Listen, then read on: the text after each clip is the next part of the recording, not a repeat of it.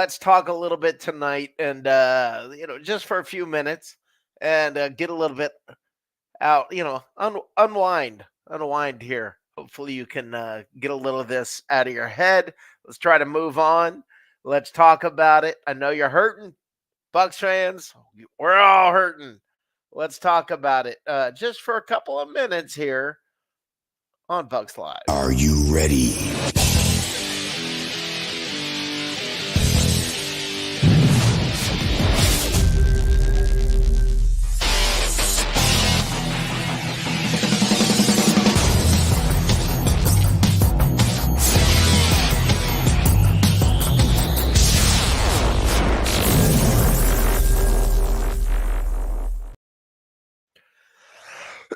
All right, guys.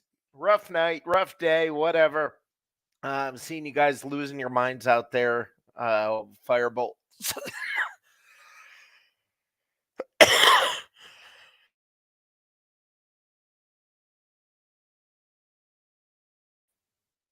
Goodness, you want to fire Bulls, you want to fire Light, you want to fire everybody. You guys are in rare form out there today. The tiki torches and pitchforks are in full force. Listen, let's talk about it. Should Todd Bowles be fired? Well, I want to go through a little bit of thinking here with you guys.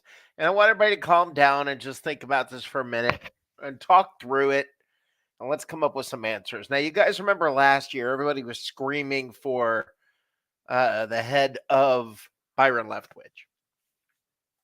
Fire Leftwich, fire Leftwich. That's all we wanted to talk about was fire Leftwich. I want to talk through what happened with that. All right. They fired Leftwich. And we have Dave Canales. And now you guys are all like hating Dave Canales. All right. They interviewed 11 people before finally somebody would say yes and they could hire somebody. The thing I want you all to think about as you're going through this whole fire Bowles. Who are you going to get to replace him? And don't say, I don't know. I mean, if you want to fire somebody, it's because you think there's a better option out there. So talk through it. Figure out who you think is better. And, maybe we can talk about this on the show on Tuesday night or whatever. I want y'all to come in and make comments, but spend a little bit of time trying to figure out who you think would be a better head coach. Why you think they'd be a better head coach. Would they say yes to being offered the job? Was this a job somebody wants? Is it just a name that you guys want? What are the qualifications? What is it? And are you willing to be patient when that guy goes through a rebuild? Because you're not patient with Bulls going through a rebuild. And if you say this is not a rebuild, you're wrong. Half the team from the Super Bowl years is gone. All right. This is not the same team. I keep hearing people say, we've seen what this team can do. No, you have not. What you've seen that this team can do is exactly what it's done.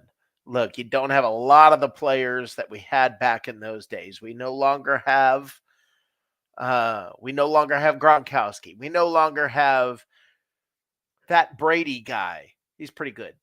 We no longer have Fournette. We no longer have Jensen's out injured. We no longer have AB.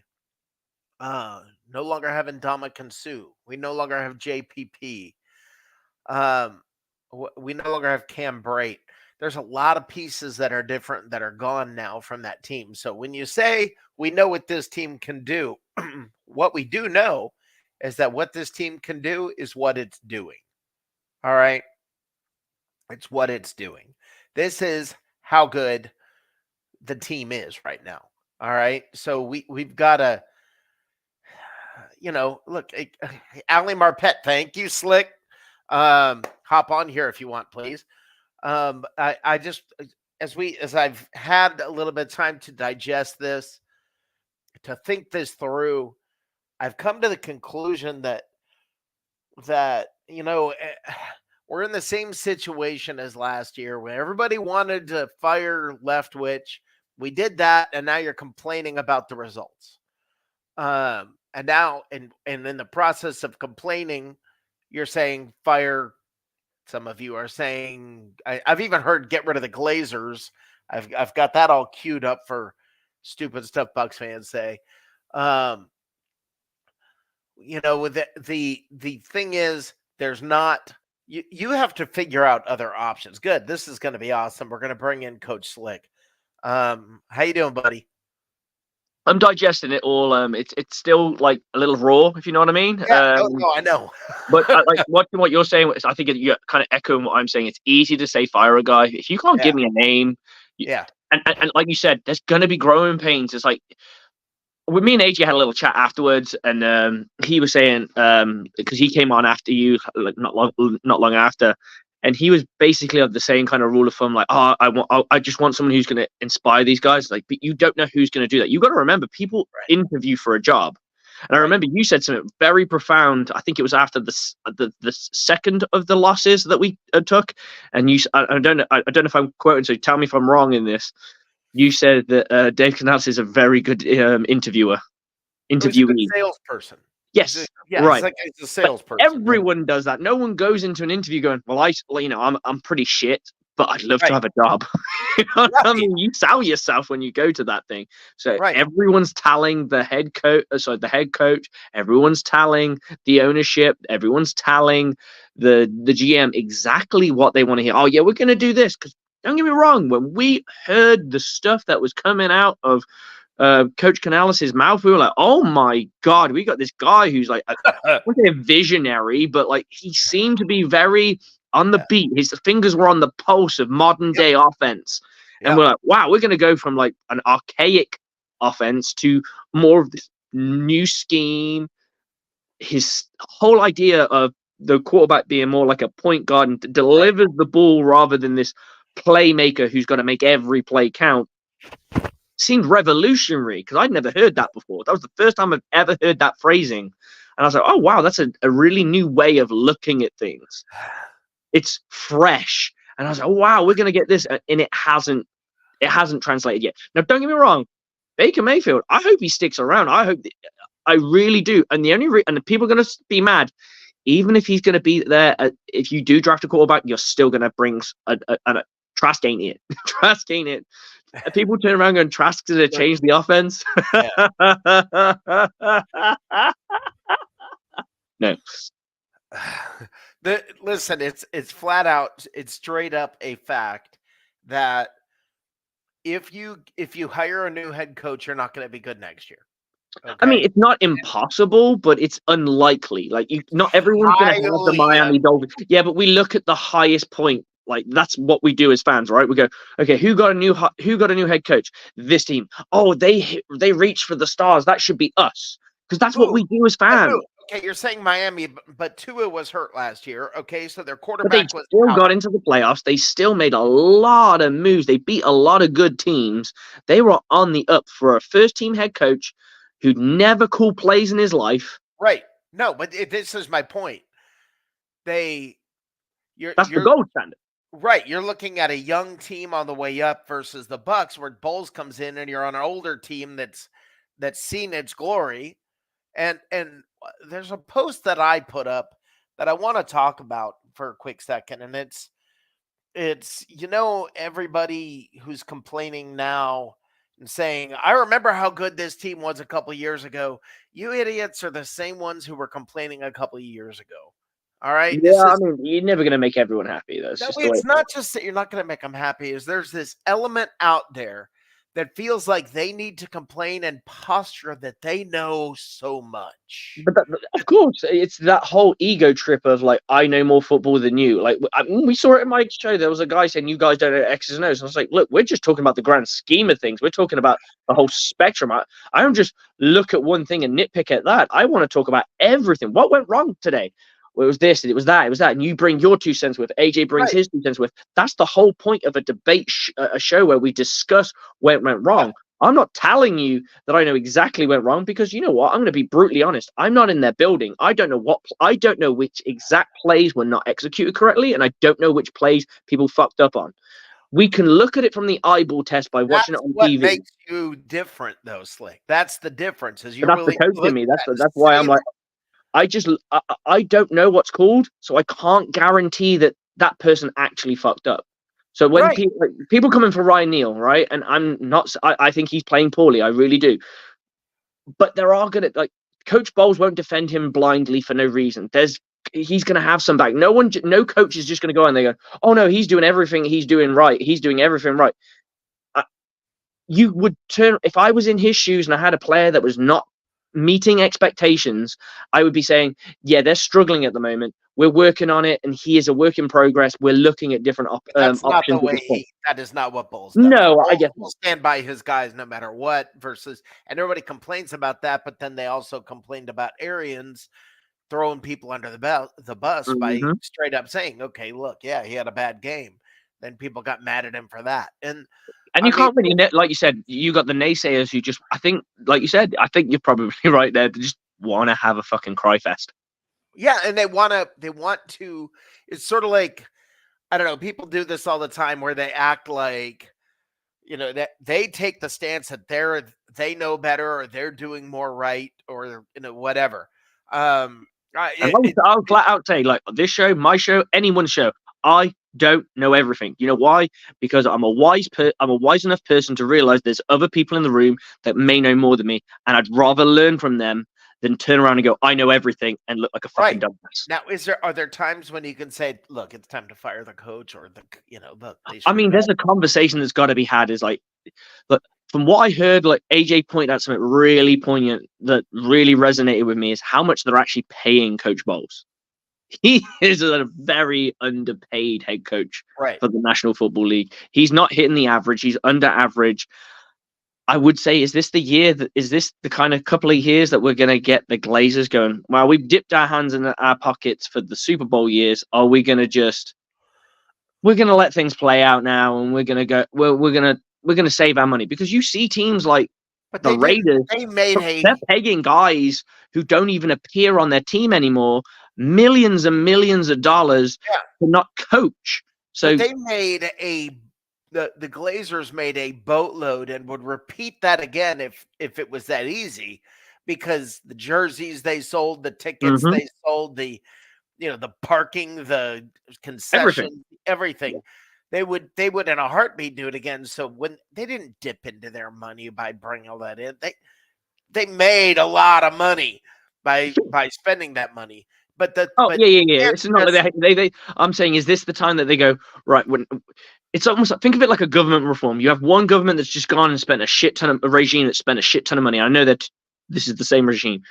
Spent a shit ton of money, and the next regime comes in and go, we can't afford to keep giving this kind of money out. We need to kind of balance the books, get everything back in order, and then we'll start looking around. So Coach Bowles is a very cheap coach who isn't bad. He's not a bad head coach. He won you a division last year. Yes, we had Tom Brady. You also got to understand the operating structure of this team. This team is operating under a structure of very little money, so it's not like they can go and get. But one thing someone said to me is that you guys didn't win free agency. Well, I said to him, dude, the team that wins free agency doesn't win the Super Bowl, so that's all well and fucking good. The team that wins the draft generally doesn't win the Super Bowl either. But if you can win a couple of these, you can start stringing along a future. But yes, the Buccaneers are predicated purely on their draft status right now because they can't go get any one of them. Like who was our biggest free agent? Ryan Neal. And do you know how much Ryan Neal cost? Oh, no. Less than $1 million. So that it tells you where we are, right? We've bought a starting player that is supposed to help this defense, this Coach Bowles defense, and he costs less than $1 million a year. Right. There's a reason he costs less than $1 million a year. So the Bucs were 3-4 last year, right? Sure. They were 3-4 this year. I'm not sure what they did last year in the and I don't know if they went 4-4 or 3-5. I don't know what happened last year. I'll have to go back and look. But the point of the matter is everybody's freaking out like this year is so much worse. And it's not. And this is I think that I think Brady gives you a bit of hope. You know, yes, and I think that you've taken away the hope away, and now it's like, oh shit, we are shit.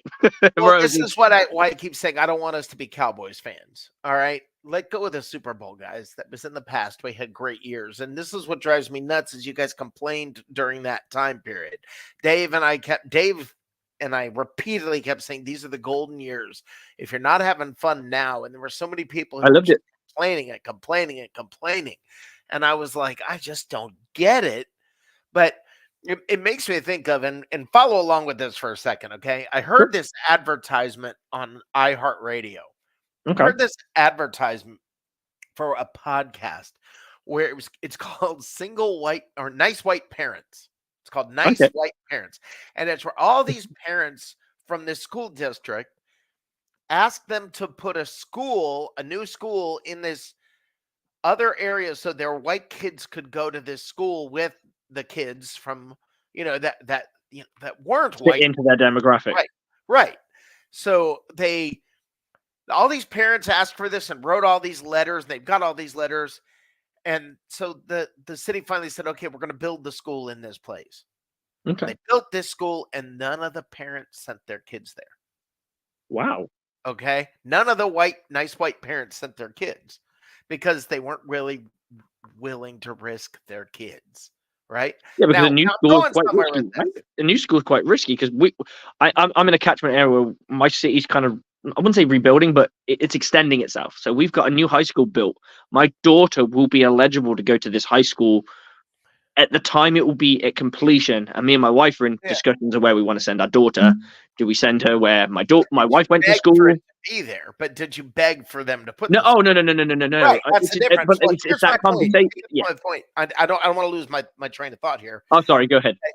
While everybody stood there on the moral high ground, when push came to shove, they backed away. Look, here's the deal. Everybody's posturing and saying, we think the Bucs should do this. We think the Bucs are better than the Bucs are, they're acting like they know more, like they're the knowledgeable ones and the ones who will do right and know right. And they're the one.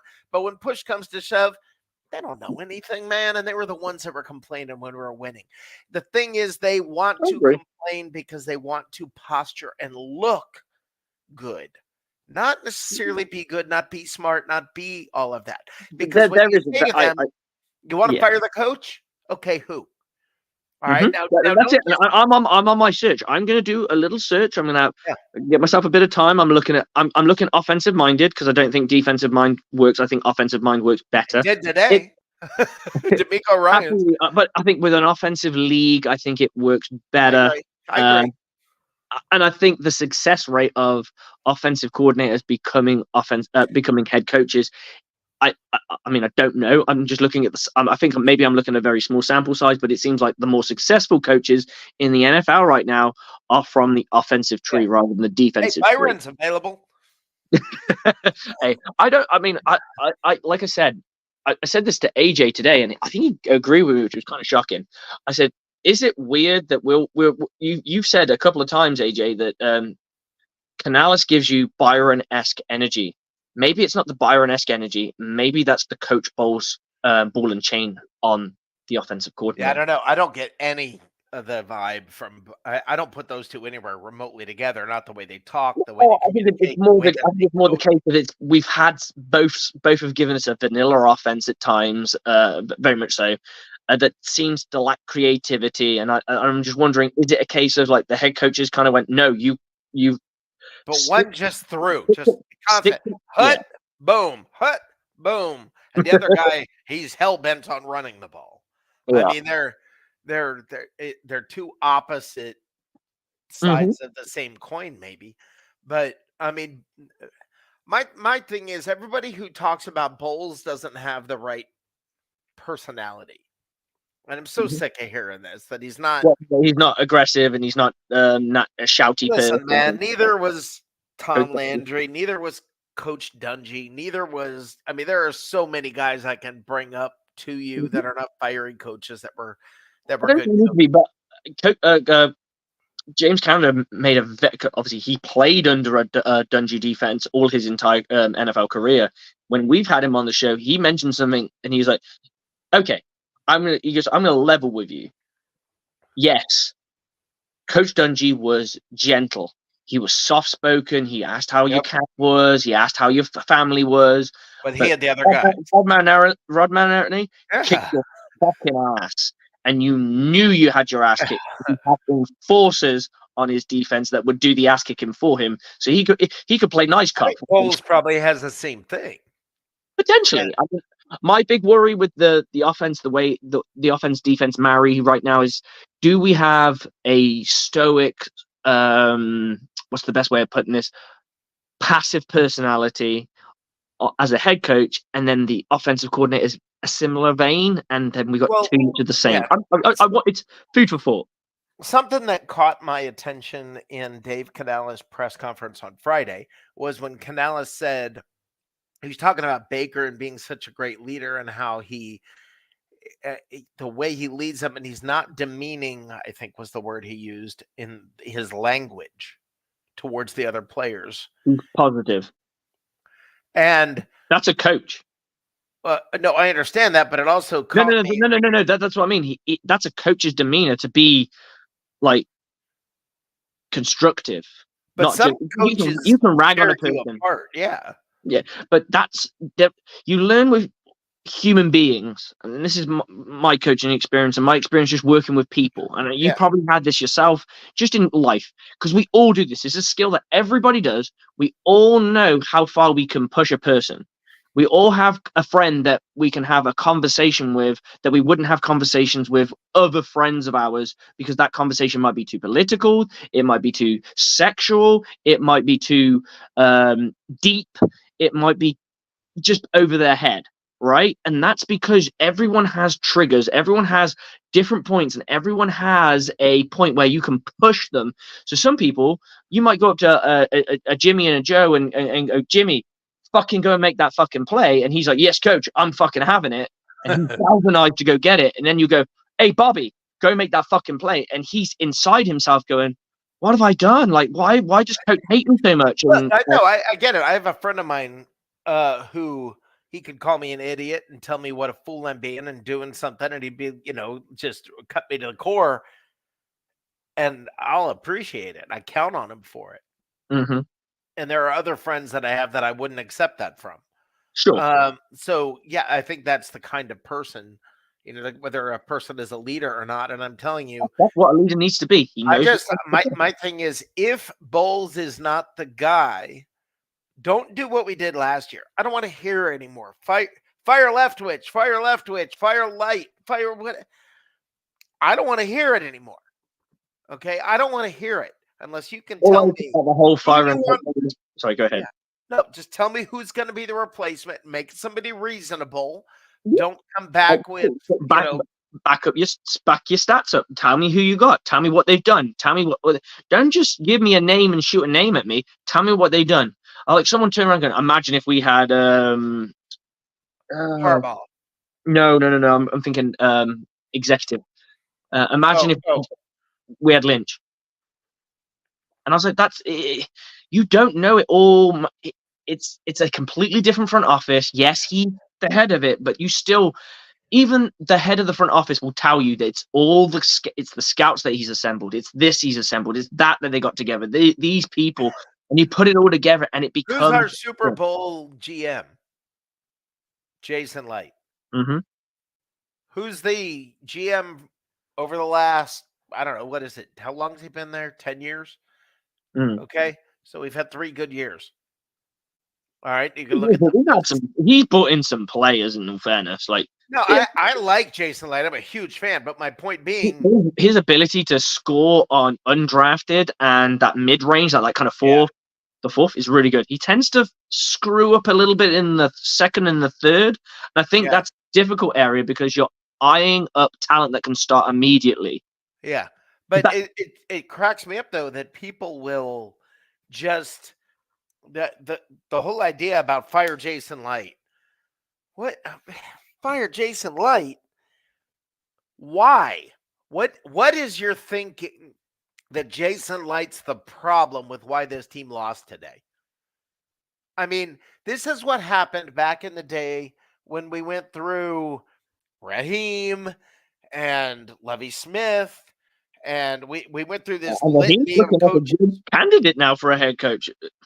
What's that? Raheem Morris is looking like a decent candidate for a head coach these days. Oh, here we go again. That's the insane part. Like, I mean, don't get me wrong, the Rams aren't I know. the greatest year in the world, but it all will. He looks good, and I think sometimes there's going to be coaches that, yeah, I hate. My biggest pet peeve of when people go against coaches, and I really try not to, because myself being a coach, it's kind of like I don't ever want to call for someone to get fired because someone might have that opinion of me. I've been on a losing team. I've been a defensive coordinator on a team that didn't win a fucking game. Am I a shit coach? And someone's going to turn around and go, yeah, because you didn't win a fucking game. And I was like, well, do you know the variables? I also won Coach of the Year that year, so that tells me that the players fucking loved me, and it wasn't because I just give them whatever they want. It was because they believed in what I was trying to put across.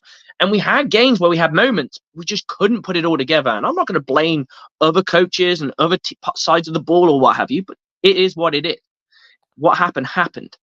Yeah. And I think a lot of people kind of get into this thing as like, maybe Coach Bowles is better as a defensive coordinator. I don't know. I don't know the real answer to that, because, and that's not a bad thing. I said this to AJ when I said, maybe Coach Leftwich isn't an offensive coordinator. Maybe he's a really good quarterbacks coach. And that's not a bad thing. There were no issues today that were head coach issues. There were defensive coordinator issues. There wasn't a particular thing you could turn around and go, wow, we should have done this instead of doing that. Like on a fourth down call or like on a field goal call. There was nothing like that today. No. Because everyone was pretty much played in front of you. It was right in front of you. You got the decisions were pretty easy. Listen, there were no crazy challenges that needed to be made.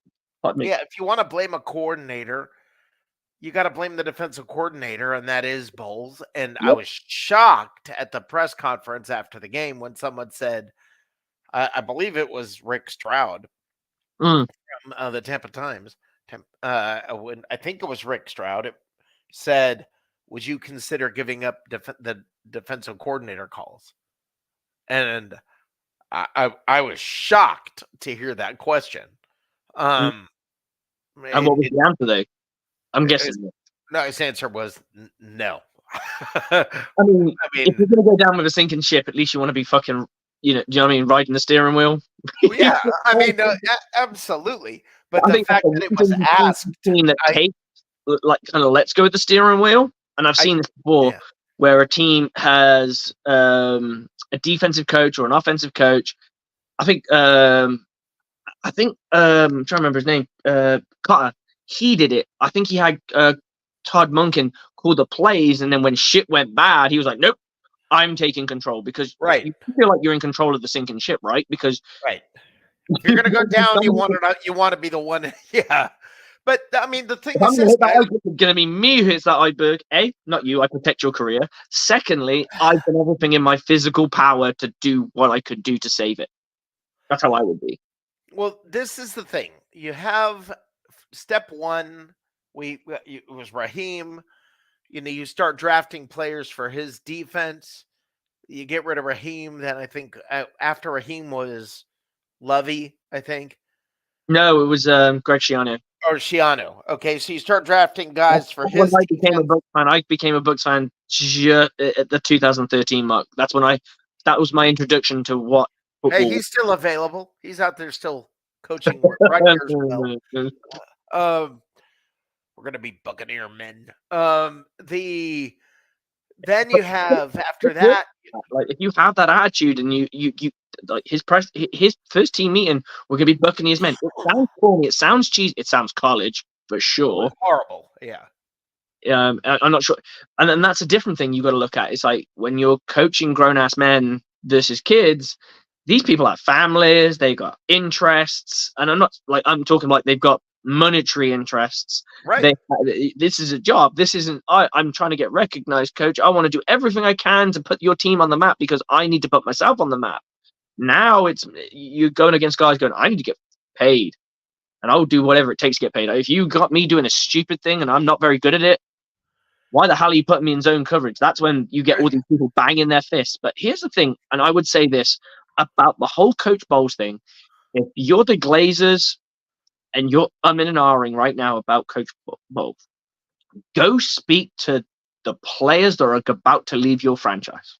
Yeah. Speak to them and say to them, what do you think this team needs to get us where we need to be, or back to where we need to be? Yeah. If they say, so you get someone like Antoine Winfield turn around, you need to get rid of Coach Bowles, then you know what you need to do. Yeah. And I don't see that happening. I don't see that. But let me say this: before you need to get your leaders in, have a chat with them. Just go, where we at, guys? Like, what do we need? Yeah, and they'll tell you because they want to win. Well, they went to I don't know if you knew this, but at the time when Lovie Smith was the head coach, a bunch of the defensive players, I guess, went to the front office and said, "Get him out of here." Wow. Yeah. That I guess his kid was the defensive backs coach or something like that, and they were like, "He's terrible."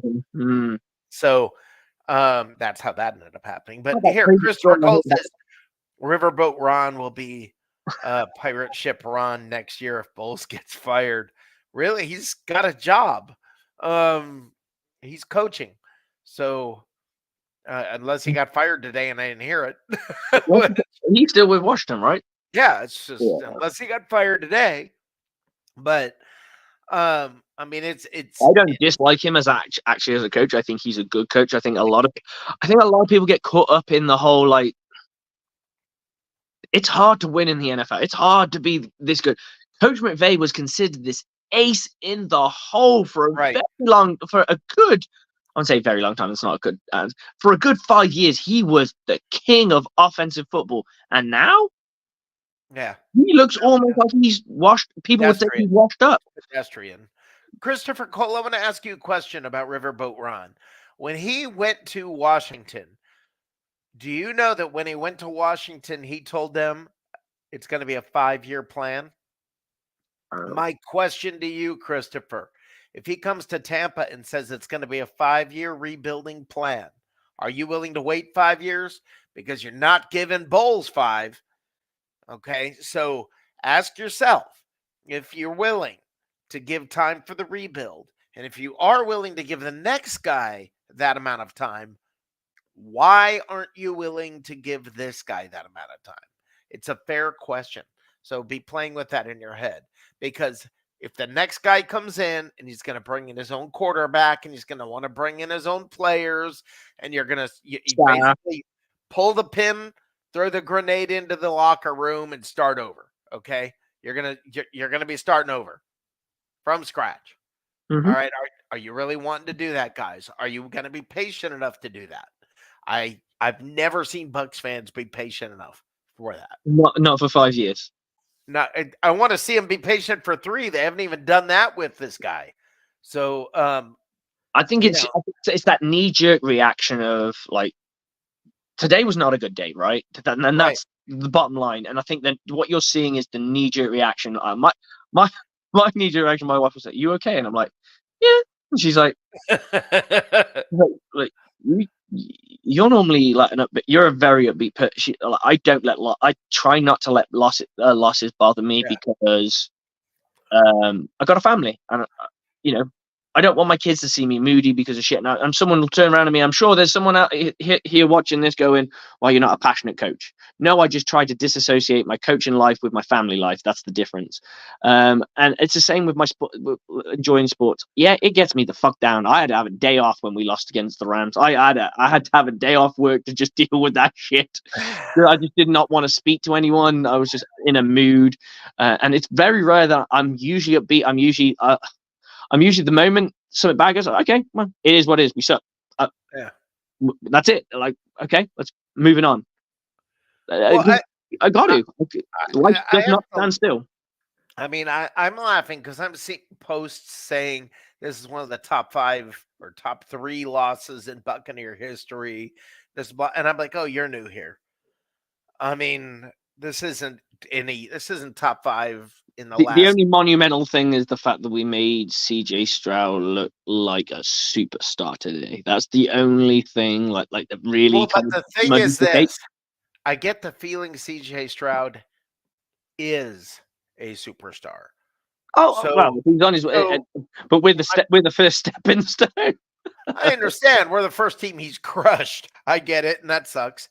But I get the feeling that's going to happen a lot in the future. And I saw that when he was coming out, I kept saying, wow, I hope Carolina takes Bryce Young because CJ Stroud is so much better. Now that's cool that you said that, because it's awesome that I said in mine, like I give kudos only because it's the very rugby-esque thing of me, and it's you always honor the team that beat you. Like you shake the hand. Like there's an ongoing thing. You can have two. The beauty about rugby, and this is a genuine thing. Wales and England detest each other. Right. It's considered the ultimate grudge match. Some people would say it's the ultimate grudge match in sports because those people hate each other. Welsh people do not like English people, and English people don't like Welsh people. I follow Wales because I'm half German and I've never fitted into being English, and here I am watching American football. So that tells you a lot about my pride of it being English. So I'm but I go down the pub and I'll be wearing my Wales shirt and I'm drinking my beers and and this guy taps me on the shoulder and says, "If we win today, you're buying me a pint. And if you win today, I'm buying you a pint." I was like, all right, whatever. Don't matter. We're laughing and joking. We're watching the game. He's giving banter. I'm giving banter. At the end of the game, I get poked in the back and there he is with the pint. "You earned that. Your team played well."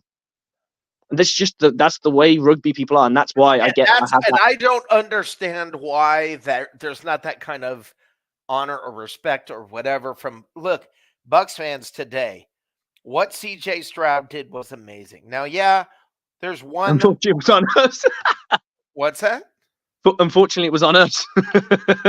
Yeah, it is. But you got to respect game when you see game, you know. Right. And listen, man, we haven't given up that amount of points or that amount of yards or anything all year, and then he did it. But guess what? They haven't given up the amount of points that we scored on them.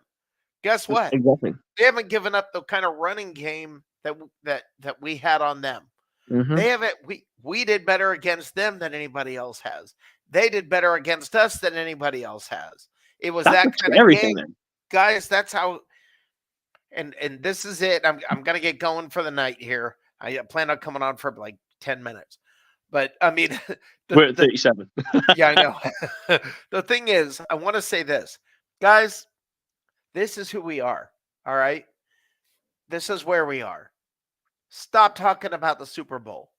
All right. Unless you're talking about those good old days. But don't blame Bowles that we're not that good because we don't have those players. Now, if you're saying that he's I can put a little bit, I can put a little bit on him. I can put a little bit on him. No, but I'm saying, hold on. At the end of the day, like when I look at the totality of what he's done, he has kept the majority of his career. He's kept us in games. We've had a statistically good defense. I would say this. Don't put anything on him, okay? No. Here's the thing. This is what I would say around the Bucs fans. Remember Mike Smith? Yeah, that guy. That guy where we had to win fucking shootout games. Yeah. With a guy who liked throwing the ball to the opposition. Those were stressful in times. Now, at least now we watch a slow, painful death than a quick one. That's right.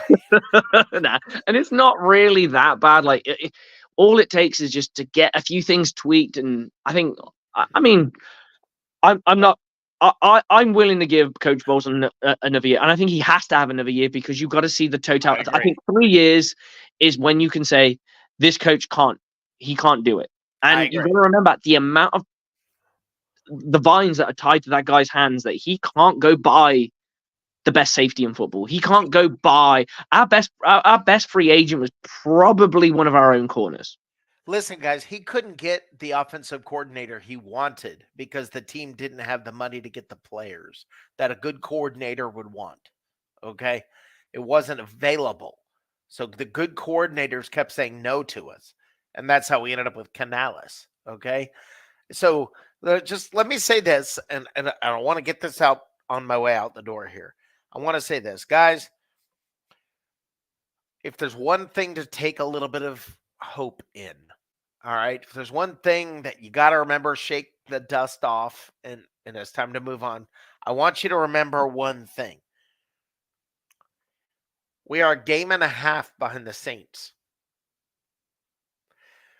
If we win the week that they have a bye week, and then we beat them again, All we have to do is match them the rest of the way, and the division is ours. Okay? So it beat the Saints. All right? And I know it's crazy to say, but for everybody who thinks we are so much worse this year than we were last year, go back and look at the record. No, we're not. Okay? This was just an ugly loss on the way. Yes, and Bowles is doing this without the players we had. All right, Bowles is keeping the record the same without Tom Brady. With a new offensive coordinator, with a new quarterback, with a revamped offensive line, with a safety that he couldn't replace, with two a defensive lineman and a linebacker that he couldn't replace, because we're still looking for two. And hopefully Kancey's the option. Like 2 sacks, that's the shiner. Yeah, Kancey's great. The shiner. And I want to reiterate to people here, just to finish with this. If you're expecting Kancey to get 10 sacks, like 8 to 10 sacks, go look up a 3-4 defense. Those ends aren't meant to eat like that. Right. Nose tackles and this is why it was criminal. It was actually criminal that Vita Vea did not get a Pro Bowl or an All-Pro last year with 6 sacks. 6 sacks for a nose tackle for a guy who's got 2 guards and 2 guards in a center right in front of him. Yeah. Every single play. Yeah. To get 6 sacks, nose tackles are not meant to get 6 tackles. Yep. In any scheme. Doesn't matter what scheme it is. And defensive ends in a 3-4 technique are run stoppers. They're Will Goulstons. They're going to get 2 sacks a year, 3 to 4.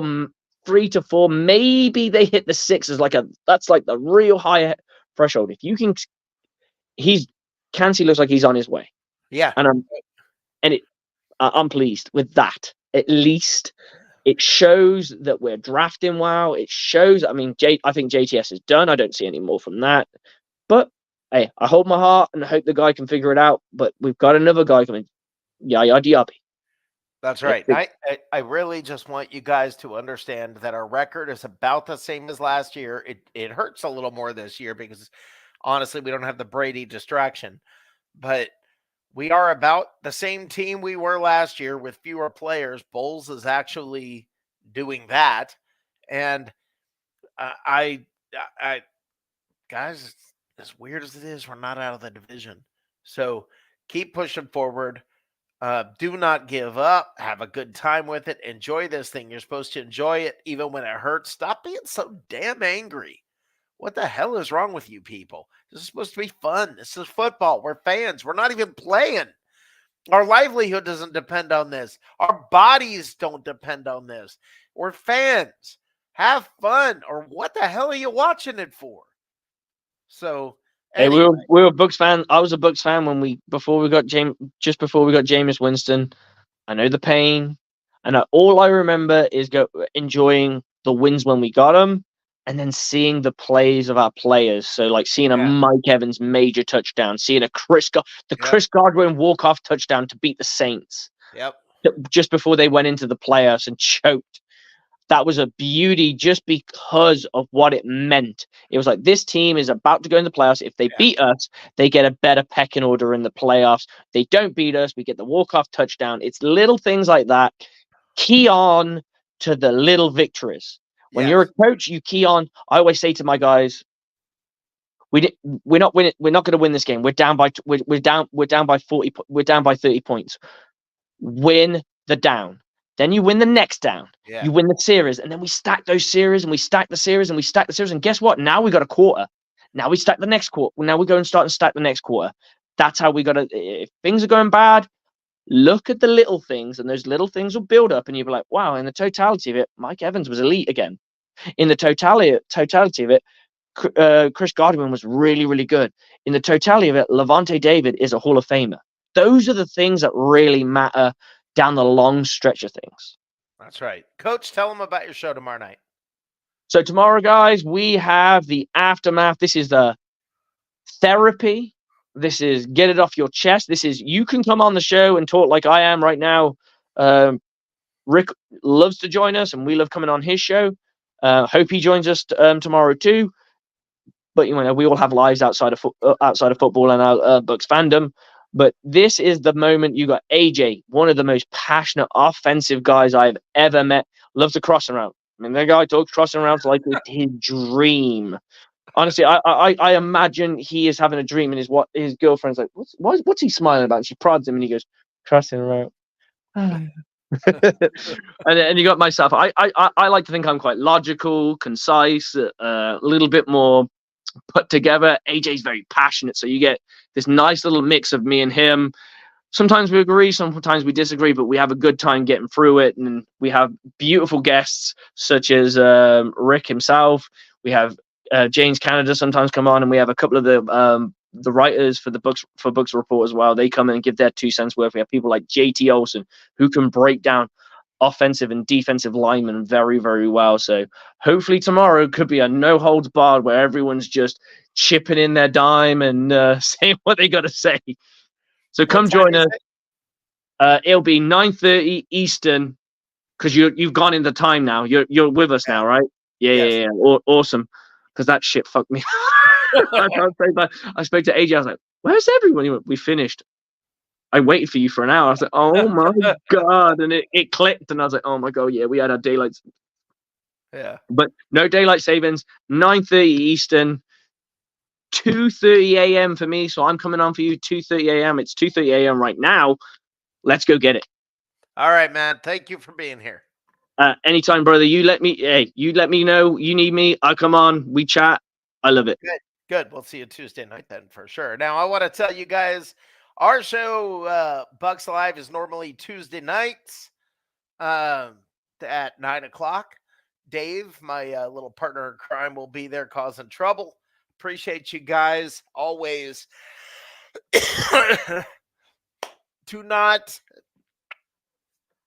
Don't lose your passion. I'm losing my voice. Don't lose your passion. Don't lose your love for this team. Guys, it's one game. We'll get past it. We got another one next week. I'm going to end this thing the same way I always do, and I mean it every time I say it. Go Bucs. Go Bucs. Go Bucs. Are you ready?